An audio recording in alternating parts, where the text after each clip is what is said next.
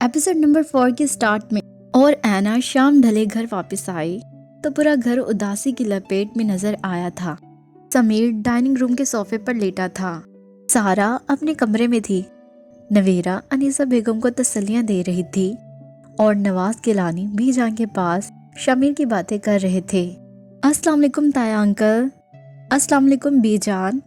वो इनके करीब आ गई। वालेकुम अस्सलाम बेटा, जीती रहो। इतनी देर क्यों लगा दी? शामिर तुमसे मिलने के लिए इंतजार करता रह गया। नवाज गिलानी ने इसके सर पे हाथ रखते हुए कहा था। जी वो मैं कुछ ज़रूरी नोट्स बनाने चली गई थी। 2 दिन बाद हमारे टेस्ट शुरू होने वाले हैं, इसलिए इसने संजीदगी से बहाना गढ़ा। चलो ये भी ज़रूरी था, अच्छा किया तुमने। वो सर हिलाकर इससे कॉलेज की रूटीन पूछने लगे थे और बीजान अंदर ही अंदर ऐना की संजीदगी पे परेशान थी। अब्बू फिरोज अंकल का फोन है। नवेरा ने इन्हें पुकारा था और ऐना चौंक गई। आओ बेटा, तुम भी अपने पापा से बात कर लो। वो इसका हाथ थपककर उठ गए थे, लेकिन वो बात करने के बजाय चुपचाप उठकर अपने कमरे में चली गई थी और बीजान देखती रह गई। नवेरा आपी जल्दी करें प्लीज, मैं लेट हो रही हूँ। ऐना पराठे के इंतजार में बैठी बेचैनी से बोली थी। अगर इतनी ही जल्दी होती है तो मोहतरमा खुद बना लिया करो। नवेरा भी इंसान है, कोई मशीन नहीं है, अनीसा बेगम ने तन कर कहा था और ऐना की सारी भूख उड़ गई।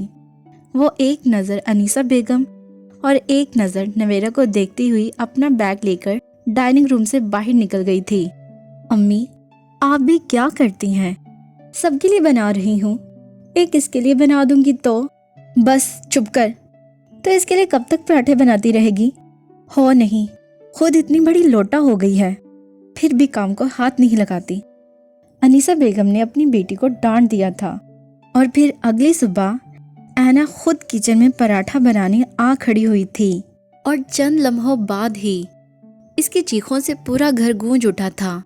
तपता हुआ घी इसके हाथ और बाजू को झुलसा के रख गया था। अम्मी, इसके मुंह से बेइख्तियार माँ के लिए पुकार उभरी थी। बीजान ने इसको देखकर सीना पीट लिया था। अनीसा बेगम बुखला गई थी और नवेरा शर्मिंदगी से खड़ी थी। ऐना तकलीफ से तड़प रही थी। समीर ने भागकर इसके लिए बर्नल ढूंढी और इसके बाजू पे लगाई। तुम्हें किसने कहा था पराठा बनाने को? बीजान ने गुस्से से पूछा और इनके सवाल पे ऐना की तकलीफ और जलन की शिद्दत मजीद बढ़ गई थी और साथ ही आंसू झलक पड़े थे। मैं तुमसे कुछ पूछ रही हूँ ऐना, तुम पराठा बनाने क्यों आई थी? बीजान ने फिर पूछा। इनके तेवर बिगड़े हुए थे और अनीसा बेगम नजरें चुरा रही थी। मुझे जल्दी कॉलेज जाना था, इसलिए खुद बनाने लगी। ऐना ने अनीसा बेगम को कोई दोष नहीं दिया था, क्योंकि ऐना को एहसास हो चुका था कि वो ख्वामख्वाह सब पे बोझ बनी हुई है। जिस लड़की के अपने माँ बाप ही नहीं है, वो दूसरों पे रौब क्यों जमाती है? इसका अपना कौन है भला? यही सोचकर इसने सबसे शिकवे शिकायत और जिद्दें करना छोड़ दी थी। तुम नवेरा से कह देती, वो सुबह से उठी हुई है, बीजान ने नाराजगी से कहा था। लेकिन ऐना फट पड़ी थी। नवेरा मेरी या मेरे बाप की मुलाजिम नहीं है जो मेरा हर काम वही करती रहेगी। 16 साल हो गए हैं मेरा बोझ उठाते हुए सबको, और अब कितना उठाएं? जिंदा हूँ मैं, मर नहीं गई हूँ। सिर्फ हाथ जला है, कटा नहीं है। अब बड़ी हो चुकी हूँ, अपने काम कर सकती हूँ। आप फिक्र ना करें, बड़ी मजबूत हड्डी है मेरी, आसानी से मरने वाली भी नहीं हूँ। मरना होता जब माँ मरी थी, मैं भी मर जाती। वो तल्ख लहजे में कहती हुई वहाँ से चली गई। आज इसकी वैन नहीं आई थी, इसलिए वो घर से पैदल ही निकल आई थी और अभी वो चंद कदम दूर ही पहुंची थी कि समीर की बाइक इसके करीब आ रुकी। बैठो, मैं तुम्हें ड्रॉप कर देता हूँ। नहीं, मैं चली जाऊंगी। ऐना बैठो यार, देर हो रही है, समीर ने नाराजगी से कहा था, क्योंकि काफी दिन हो गए थे। ऐना ने किसी पे भी अपना हक जताना छोड़ दिया था। मैं कह रही हूँ ना कि मैं चली जाऊंगी, और अच्छा है, टांगों की थोड़ी वर्जिश भी हो जाएगी। इसने हल्के फुल्के अंदाज में समीर को टालना चाहा था। ऐना, मैं आखिरी बार कह रहा हूँ, बैठो पीछे, वरना जिंदगी भर तुमसे बात नहीं करूँगा। समीर की धमकी में कुछ असर था, جب بھی مجبوراً وہ چپ چاپ بیٹھ گئی تھی۔ اینا، کافی بدل گئی ہو تم۔ حالانکہ میں سمجھتا تھا کہ پوری دنیا بدل سکتی ہے، لیکن تم نہیں بدل سکتی، سمیر نے افسوس سے کہا تھا۔ میں بھی انسان ہوں سمیر بھائی، میں بھی بدل سکتی ہوں، اس نے ہنس کر کہا تھا۔ لیکن تم نہیں جانتی ہے نا، کچھ لوگوں کے بدلنے پہ افسوس ہوتا ہے، وہ جیسے ہوتے ہیں ویسے ہی اچھے لگتے ہیں۔ تم ہمارے گھر کی رونق ہو، ہنستی کھیلتی رہا کرو، سمیر نے پیار سے سمجھایا۔ ہاں، میں گھر کی رونق ہی تو ہوں، اور کچھ بھی نہیں، اس نے آہستگی سے کہا تھا۔ لیکن سمیر اس کی بات نہ سن سکا تھا، کیونکہ سامنے فٹ پاتھ سے ایک بوڑھا آدمی اچانک روڈ پہ اتر آیا تھا۔ اس کو بچاتے بچاتے سمیر نے یکدم بائک کو سائیڈ کی صفت موڑا تھا، اور پیچھے سے آتی تیز رفتار گاڑی اس کی بائک کو ایک جھٹکے سے اڑاتے ہوئے آگے بڑھ گئی تھی۔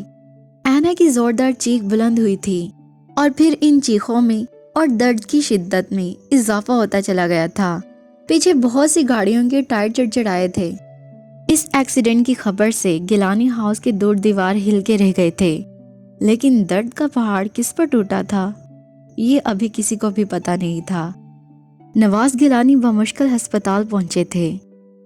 ان کے پیچھے انیسہ بیگم، بی جان، نویرہ، سارا اور رانیہ آپی بھی پہنچ گئی تھیں، لیکن ہسپتال کی راہداری میں ساکت بیٹھے سمیر کو دیکھ کر وہ سب ٹھٹک گئے تھے۔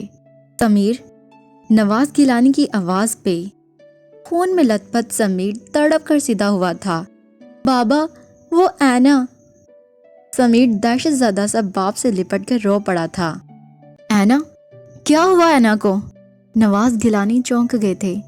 بابا، اینا میرے ساتھ وہ ایکسیڈنٹ، وہ بہت زخمی ہوئی ہے بابا، اسے بہت بہت چوٹیں آئی ہیں۔ سمیر بچوں کی طرح بلک بلک کر رو رہا تھا، اور نواز گیلانی کے ساتھ ساتھ بی جان کا دل بھی مٹھی میں آ گیا تھا۔ تم خود تو ٹھیک ہو نا؟ انیسہ بیگم نے آگے بڑھ کے بیٹے کو فکر مندی سے چھوا۔ سمیر کو خود بھی کافی چوٹیں آئی تھی، اس کا خون بھی بہہ رہا تھا، لیکن اسے اپنی تکلیف کا احساس نہیں ہو رہا تھا۔ اسے صرف اینا کی فکر تھی، کیونکہ جس حالت میں وہ لوگ اینا کو ہسپتال لے کر پہنچے تھے یہ وہی جانتا تھا۔ اس کے بچنے کی امید بھی بہت کم تھی۔ مجھے کچھ نہیں ہوا، میں ٹھیک ہوں، بس اینا ٹھیک نہیں ہے، وہ نہیں بچے گی، وہ مر جائے گی بی جان، وہ مر جائے گی۔ سمیر کی ذہنی حالت بہت منتشر ہو چکی تھی۔ نواز گیلانی نے ڈاکٹر سے کہہ کر اس کی ٹریٹمنٹ کروائی اور اینا کی کنڈیشن پوچھی، لیکن ڈاکٹر فی الحال کچھ بھی بتانے سے گریز کر رہے تھے۔ اور ٹھیک 2 گھنٹے بعد ڈاکٹر کے مکمل چیک اپ کے بعد پتہ چلا کہ اینا کی دونوں ٹانگوں میں فریکچر ہو گیا ہے، جس کے لیے اس کا آپریشن ہونا ضروری تھا۔ اور دونوں ٹانگوں کے آپریشن کا سن کر سب کے سب ساکت سامت رہ گئے تھے۔ بھی جان بے ہوش ہو کر گر پڑی تھی۔ ہسپتال سے 1 ماہ بعد ڈسچارج ہو کر وہ گھر آئی تھی، لیکن ویل چیئر پہ۔ اس کی ٹانگوں کا آپریشن کامیاب ہوا تھا، پھر بھی اتنی آسانی سے اور اتنی جلدی وہ چل نہیں سکتی تھی۔ اس کے لیے گھر پہ اس کا ٹریٹمنٹ ضروری تھا، اور ڈاکٹر نے بے حد اصرار سے انہیں تاکید کی تھی کہ اس کی روزانہ ایکسرسائز اور مساج بہت ضروری ہے۔ ساتھ ساتھ اس کا چیک اپ، اس کی میڈیسن اور اس کی خوراک پہ پوری توجہ کی ضرورت تھی۔ وہ چلتے پھرتے ہنستے کھیلتے اپاہج ہو گئی تھی۔ وہ جو پہلے تھوڑا بہت بول بھی لیتی تھی، بات کر لیتی تھی، اس حادثے کے بعد بالکل چپ ہو کر رہ گئی تھی۔ شروع میں نویرہ اس کا کافی خیال رکھتی رہی تھی، لیکن پھر نویرہ کے ایگزام شروع ہوئے تو اینا پہ توجہ کم ہو گئی تھی۔ سارا پتہ نہیں کن کاموں میں مصروف رہتی تھی۔ وہ کبھی کبھار ہی اینا کے کمرے میں آتی تھی۔ سمیر روزانہ آتا تھا، لیکن وہ لڑکا تھا، نہ تو وہ اینا کو ایکسرسائز کروا سکتا تھا، نہ ہی اس کی مساج کر سکتا تھا۔ البتہ وہ اس کی میڈیسن اور کھانے پینے کا کافی خیال رکھتا تھا۔ اس حادثے کے 2 ماہ بعد فیروز گیلانی کا فون آیا تھا، اور وہ اینا کے لیے بہت پریشان ہو رہے تھے۔ جب سے اینا کے ساتھ یہ حادثہ ہوا تھا، بی جان بستر سے لگ گئی تھی۔ اسی لیے اینا کی سہولت کے لیے فیروز گیلانی نے ایک ملازمہ کا بندوبست کرنے کو کہا تھا، جو سمجھدار بھی ہو اور ہر وقت اینا کے ساتھ بھی رہے۔ فیروز گیلانی کا آئیڈیا نواز گیلانی کو بہت اچھا لگا تھا اور پسند بھی آیا تھا۔ وہ ان کا فون سن کر اینا کے پاس ہی آئے تھے، لیکن اینا نے فیروز گیلانی کا نام سنتے ہی انہیں روک دیا تھا۔ پلیز انکل، مجھ سے کسی کی بھی بات مت کیا کریں، مجھے کسی کا بھی ذکر نہیں سننا۔ لیکن بیٹا تم جانتی تو ہو وہ۔ ہاں میں جانتی ہوں کہ اگر میں مر بھی جاتی تو وہ میرا جنازہ پڑھنے نہ آتے، صرف اس ڈر سے کہ ان کی بیوی ان پہ کیس کر دے گی، اینا چیخ کر بولی تھی۔ بیٹا وہ بھی تو مجبور ہیں، اگر وہ بیوی کی اجازت کے بغیر یہاں آ جاتا ہے تو تم جانتی ہو اسے 24 گھنٹے کے اندر اندر پولیس اپنی کسٹڈی میں لے لے گی اور ہم کچھ بھی نہ کر سکیں گے، پھر وہ جیل چلا جائے گا ہی، الٹا ہم ہی پریشان ہوتے رہیں گے۔ انہوں نے اسے سمجھایا تھا۔ ٹھیک ہے تایا انکل، جو جیسا ہے ٹھیک ہے، میں کسی سے کوئی مطالبہ نہیں کر رہی، بس میں یہ چاہتی ہوں کہ میرے سامنے میرے کسی بھی نام نہاد رشتے کا کوئی ذکر نہ ہو۔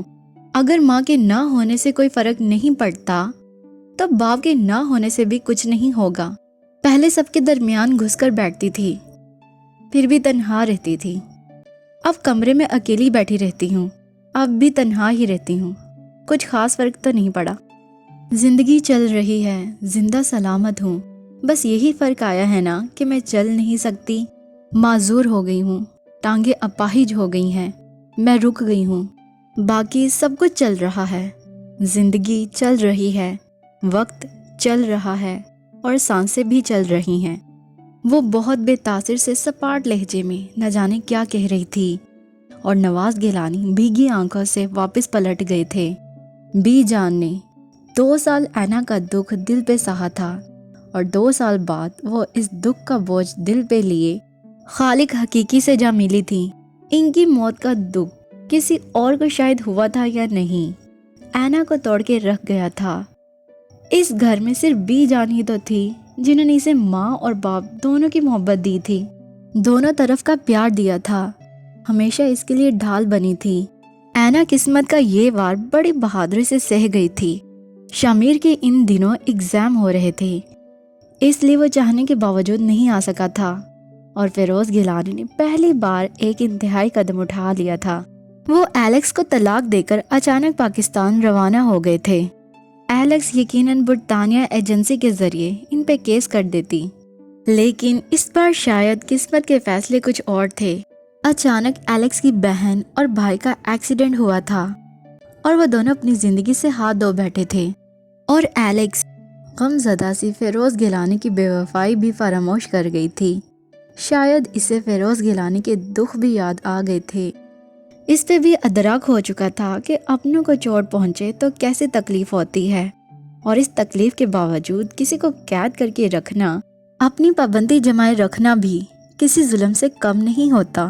خیر اسی کے ساتھ اس پارٹ کی ایکسپلینیشن یہی کمپلیٹ ہوتی ہے۔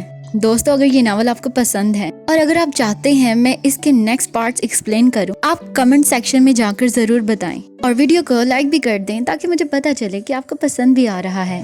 چینل کو اگر سبسکرائب نہیں کیا تو سبسکرائب کر دیں۔ تھینکس فار واچنگ، ملتے ہیں بہت جلد، تب تک کے لیے اللہ حافظ۔